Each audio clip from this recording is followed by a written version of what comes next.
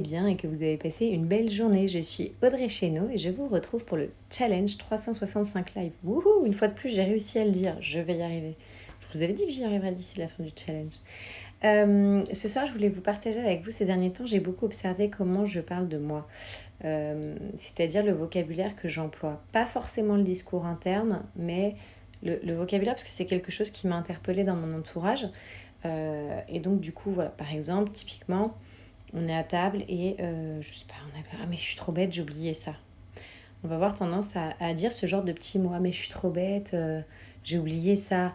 Ah mais qu'est-ce que je suis nulle, j'ai pas... Voilà. Tous ces petits mots-là, finalement, ils sont hyper importants. Alors moi, il y a une période où effectivement, je disais ça, mais je me suis rendu compte à quel point c'était vraiment négatif, néfaste, etc. Et j'ai arrêté d'employer ça.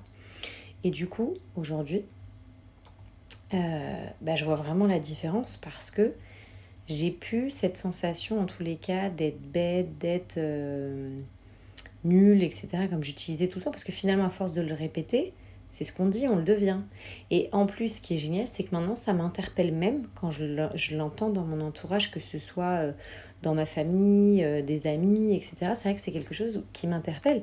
Non, t'es pas nulle parce que t'as raté. À ce moment-là, t'as fait du mieux que tu pouvais, t'as juste oublié. Enfin, voilà, j'ai vraiment ce côté-là, et parce qu'en fait, ça m'interpelle, parce que du coup, c'est quelle image t'as de toi si tu dis ça? C'est dur, quoi. T'es pas nul, t'es pas bête, t'as juste oublié un truc, t'as juste peut-être fait quelque chose du mieux que tu pensais, mais ça n'a pas donné le résultat que tu voulais. Mais je pense pas que ça mérite un je suis nul ou un je suis bête ou un je...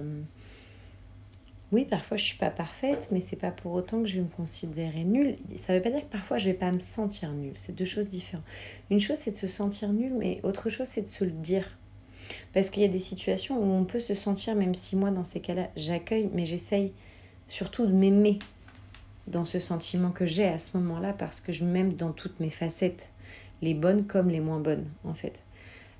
Mais c'est vrai que ce vocabulaire qu'on peut avoir tendance à utiliser, je le trouve hyper dangereux. Le mot est un peu fort, peut-être. Dangereux, c'est peut-être pas le bon terme, mais en tous les cas, je pense qu'il peut impacter très négativement l'image qu'on a de soi, notre confiance en nous, notre estime de nous, notre valeur, enfin, ça peut impacter en tous les cas grandement comment on se voit, comment on se sent, qu'est-ce qu'on renvoie aux autres aussi, parce que du coup les autres ils entendent ça.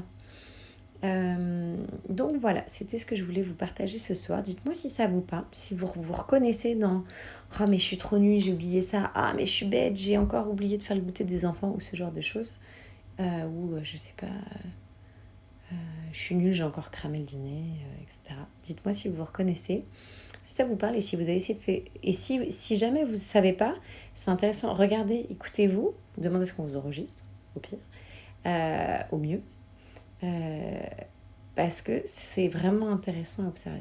Sur ce, je vous souhaite une belle soirée. Bonne nuit.